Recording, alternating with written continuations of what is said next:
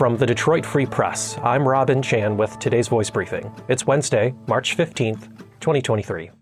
From investigative reporters Christine MacDonald and Gina Kaufman. In heated letters to Whitmer, Wayne County blames state failure for juvenile jail crisis. Wayne County Executive Warren Evans lays blame for the overcrowding and dangerous conditions plaguing the county's juvenile jail on Governor Gretchen Whitmer's administration in harshly worded letters sent in recent weeks and obtained by the Free Press. Evans wrote directly to Whitmer, saying the state's, quote, failure, end quote, to solve the shortage of facilities that house and treat youths who have been sentenced by judges has caused an emergency at the county's juvenile jail and forced dozens of youths to wait months for placement. At least 2 youths at the Wayne County Juvenile Detention Facility, which was designed for short-term stays, had been there for more than 2 years as of mid-January, according to county data. State officials haven't moved to add more secure residential facilities in Michigan, and instead regulators have taken, quote, aggressive enforcement steps, end quote, by suspending and revoking existing facilities' licenses. Evans wrote in a January 24th letter obtained by the Free Press through a State Freedom of Information Act request. For more on this story, you can search for Christine MacDonald and Gina Kaufman's subscriber exclusive, In Heated Letters to Whitmer, Wayne County Blames State Failure for Juvenile Jail Crisis, on freep.com. From news intern Marina Johnson. Beavers reclaim land in southeast Michigan.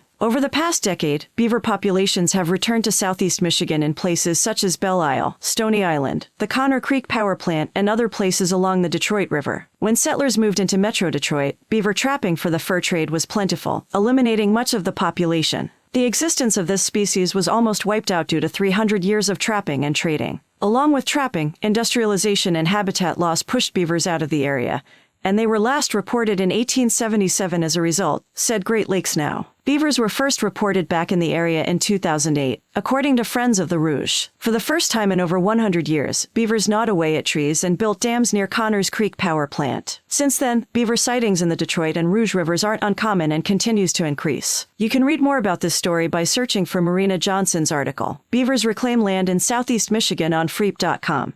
I'm Dante Bedingfield for the Detroit Free Press.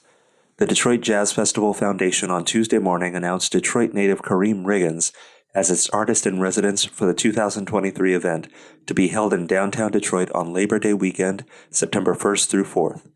Riggins, a renowned jazz musician, drummer, producer, DJ, and Emmy winner, will spend the year supporting Jazz Festival educational initiatives for students and community engagement activities throughout the year. He will also lead multiple performances of diverse style and sound during the festival on Labor Day weekend.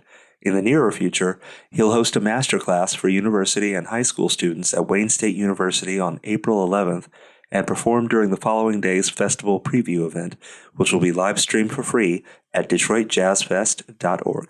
I'm Kirkland Crawford with the Free Press Sports Department, checking back in again with the Detroit Lions. The free agency train continues to run through the NFL, and Tuesday's stops in the Motor City added another new face and retained a couple of familiar ones. First, the new guy. It's another cornerback. Emmanuel Mosley comes here from San Francisco on a one-year deal. He suffered a torn ACL in October, but has been a part-time starter for the 49ers since 2019. Expect him to compete for a starting spot once he's healthy. Also, the Lions are bringing back versatile defensive back Will Harris, also on a one-year deal, versatile offensive lineman Matt Nelson on a one-year deal, and versatile defensive lineman John Kaminsky on a 2-year contract worth up to $9.5 million.